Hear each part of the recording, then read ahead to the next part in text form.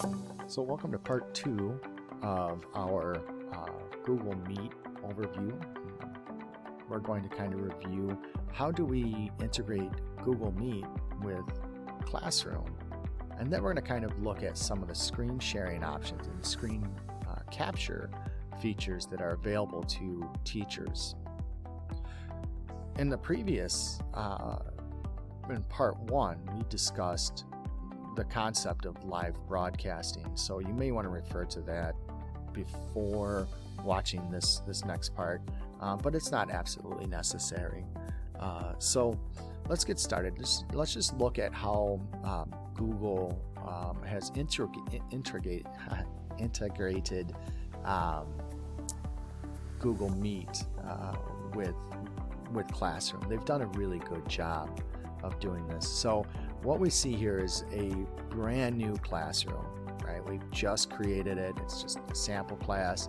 And we can see here that we have a class code, but we also have this little link here.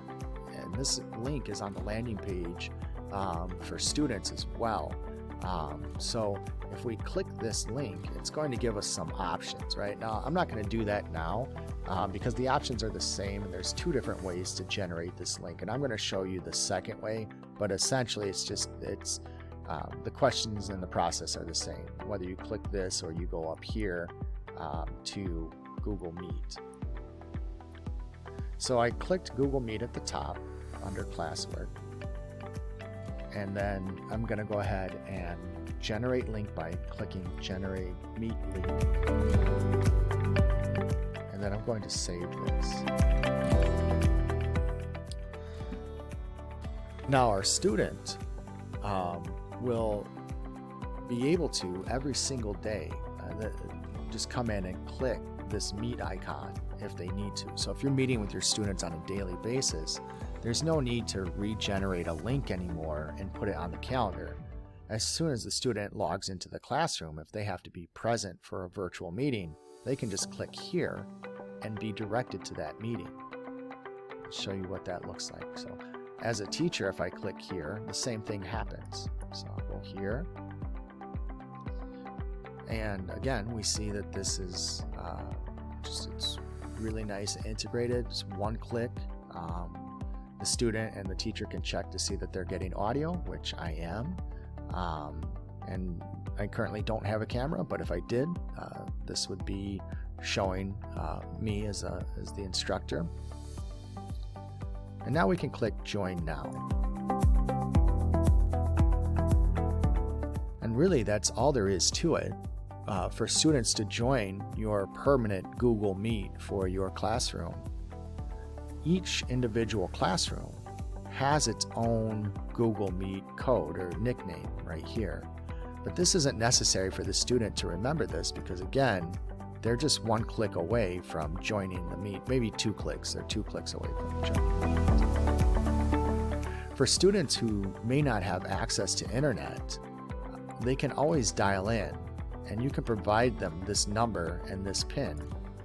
This number and this PIN is unique to this classroom, and it's permanent for this Meet. So this never changes for this particular classroom, and it'll stay the same throughout the duration of that particular class.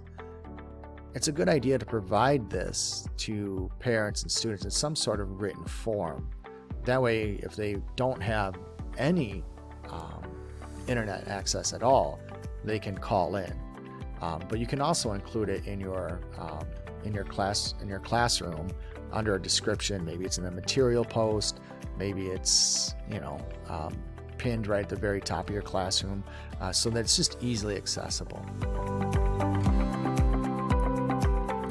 So that's how we get our students together. That's how we create a classroom for a Google Meet for students with it fully integrated. Again, really straightforward process. Also, it bears mentioning that students can only join a Google Meet in which the teacher is present. Okay, they can't create their own meets. They're restricted from doing that. And if you are not present in the classroom, the student cannot join. The catch here is that if the teacher leaves the classroom before all students exit, those students can remain in that classroom and communicate with each other at the end of class. So a good practice for teachers is either to remove students physically there's an option that when you hover over their icon, like such as right here, you can remove the participant, or just make sure that they all log out on their own accord. Make sure that they're all closed out or have hung up by clicking the button here. Okay. Once the classroom is empty, the teacher can then exit and nobody can access that classroom again until the teacher's back in the next day. So that is how we create a Google Meet space, a virtual meeting environment for our students through Google Classroom. If you have any questions about this portion, please feel free to post those in the comments or as a discussion question in our professional development classroom. Next, we're going to look at doing a screen capture. And this part's pretty straightforward too. To capture a screen or to share a screen with our students, either on the fly or pre-recorded, we can go ahead and we can click Present Now. At this point, we're presented with three options. Your entire screen, which is useful if you're not sure what you're trying to share, or if you're not sure, or if you have to flip between tabs quickly. There's also Share a Window. This is useful if you're on a Windows laptop or a Mac laptop, and you need to share an application that's not virtualized. For example, if I had a PowerPoint slide deck and I needed to share that particular application, I could do that with this feature here. If it is virtualized and it's a Chrome tab, and what I'm going to demonstrate here, you can simply click Share a Chrome tab. And now my presentation is actually in the form of a Google slide, so I can select that option from the menu. And then I can hit Share. What this is going to do is going to bring me to my slide presentation, and I can now click Present. From here, my students can see not only a picture of me as the teacher presenting, but they can also see the presentation itself. So it's kind of a split screen. It's a good idea to make sure you're on slide 1, and you can make your way through your slides, your slide deck, doing your presentation, and the students are receiving it on their end. Once you're done with this, you can escape to exit out and stop sharing if you need to. If you don't need to stop sharing, you don't really have to worry about stopping the slide from appearing. Another thing to remember, let's revisit this really quick. I'm going to share a window. Another thing to remember is that if you're sharing a Google tab or a web browser tab, if you switch from this tab to this tab, your students can't see this unless you click Share this tab instead. And now your students that are watching can see this tab. To stop sharing the tab, just click Stop. Finally, we're going to take a look at how to pre-record our presentations. There may come an instance or a time when you don't want to do a live broadcast, or maybe you do want to record your live broadcast. As a rule of thumb, it's actually just a good practice to record your live instruction, your direct instruction. It's an excellent resource for your students that could not attend class for whatever given reason. So, as a rule of thumb, when I'm conducting a class, I like to notify the students that I'm going to record. Then I will hit record. I will accept the terms.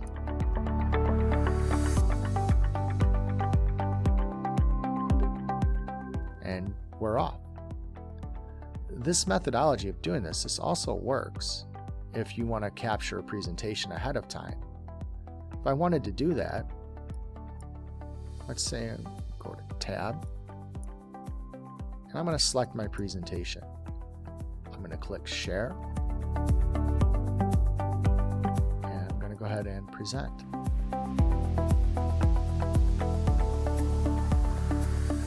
When I'm done recording, I can go ahead and hit stop and come back to my recording and then stop recording and then click stop recording again. So Google Meet is a fantastic tool. That recording will be sent to me and I can share it and link it in Google Classroom here for students to see.